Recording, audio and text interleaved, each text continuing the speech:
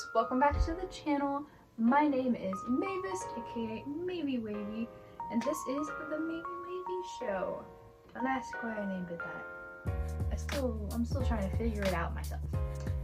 In today's video, we are going to be talking about the top 10 things you need to start cosplaying. Now this is a loose list. I want to say in no particular order. I did number these for myself, just for the sake of the video. We do have a number 10 to a number 1.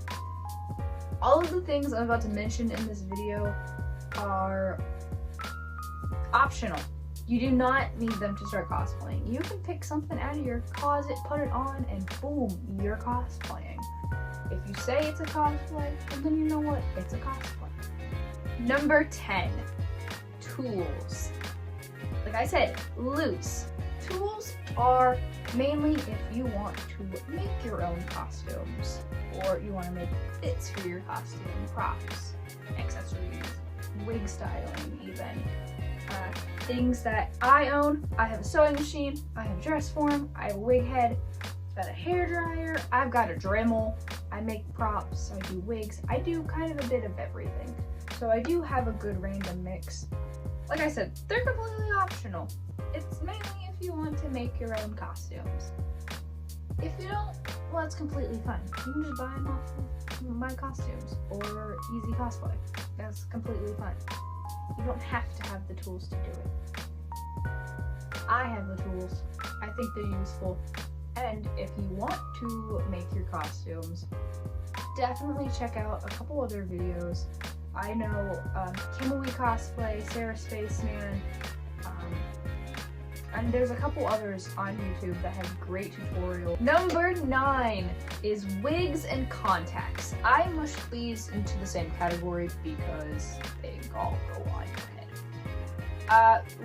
Another completely optional thing, but I've learned they do elevate your cosplays a little bit more. Wigs are honestly the easier thing to get your hands on. You can buy a wig off of Amazon. I will say, read the reviews before you buy a wig.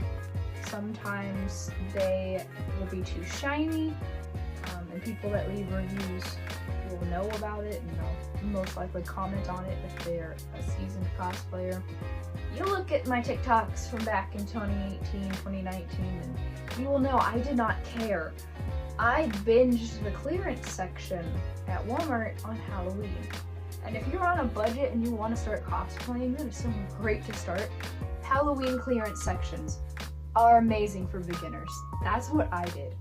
Do it. Contacts. Don't do what I did. I went on Wish.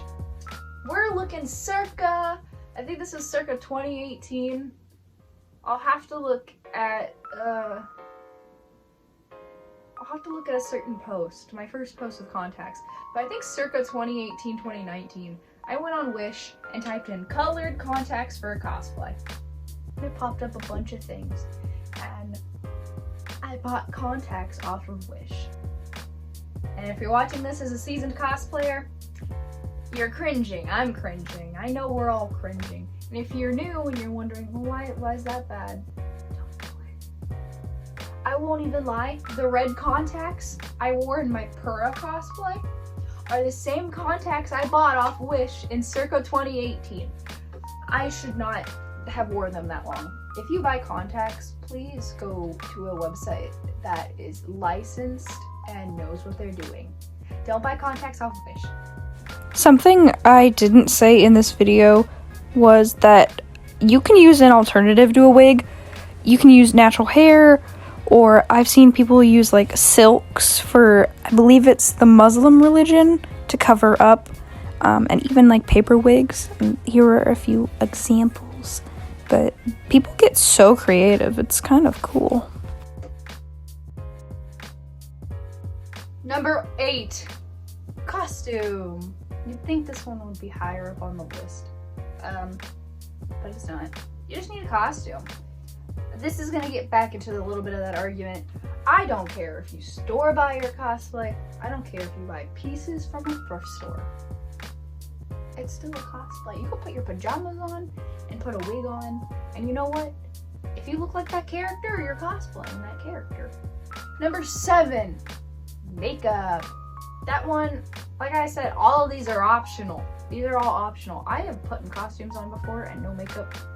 Acon 2023 down in Irving, Texas this year, back at the start of June. I went as Natsu for the final day. I did not put any makeup on. Any like Natsu content I have from that day is like zilch makeup. If I did, I put like a couple bits of concealer over my normal pimple spots that have pretty bad breakouts. But yeah, you don't have to have makeup. Makeup though does make your costume look better. It does make you sometimes look more like the character. The only case I could say not wearing makeup would be bad is if, say, you're cosplaying like Avatar and they're blue. Or Mina Ashido from My Hero Academia. She's pink. You can cosplay her without it, but it makes more sense to have it. Number 6 and number 5 tie into each other. It's a hot glue gun and a sewing kit.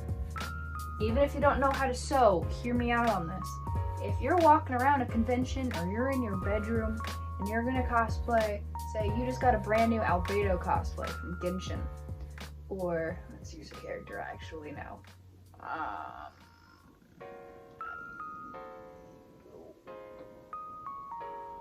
Zoro from One Piece. Say you're cosplaying Albedo or Zoro and you're walking around the con and the little emblem thingy that contains your magic from Genshin falls off and breaks. You're gonna need to hot glue that back together. Or say you're cosplaying Zoro and you're walking around your bedroom and suddenly the waist warmer trainer thing rips in half. You're gonna have to sew it back together. Or just sit on the floor and it's helpful.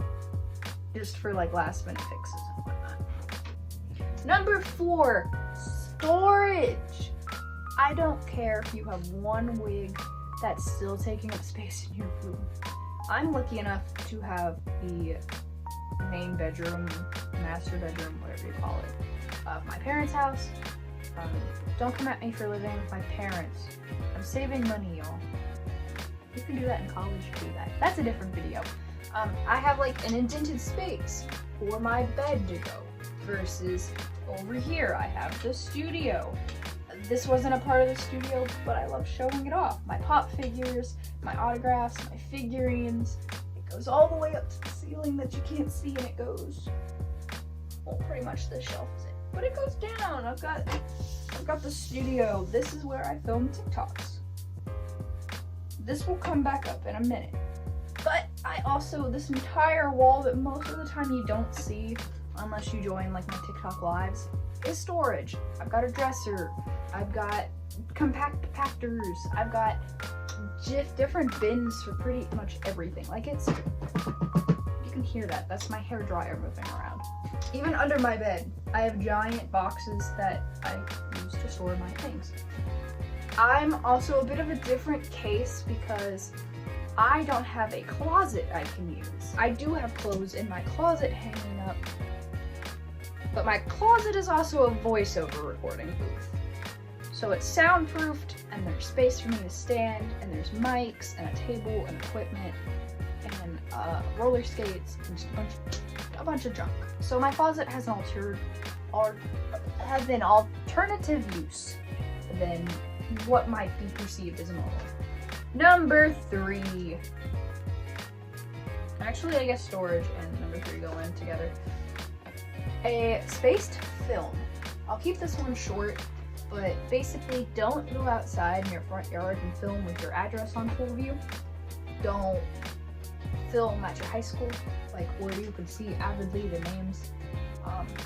Part of my shelving that's not here is a little space in between my storage that has my certificate of my induction into the National Thespians Honor Society, and also my high school diploma, which has my legal name on it.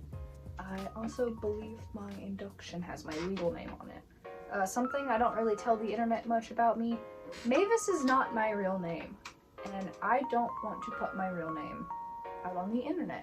I have before. You can probably find it still back in there. I'm not going to tell you where to go look for it, but it's probably on the internet.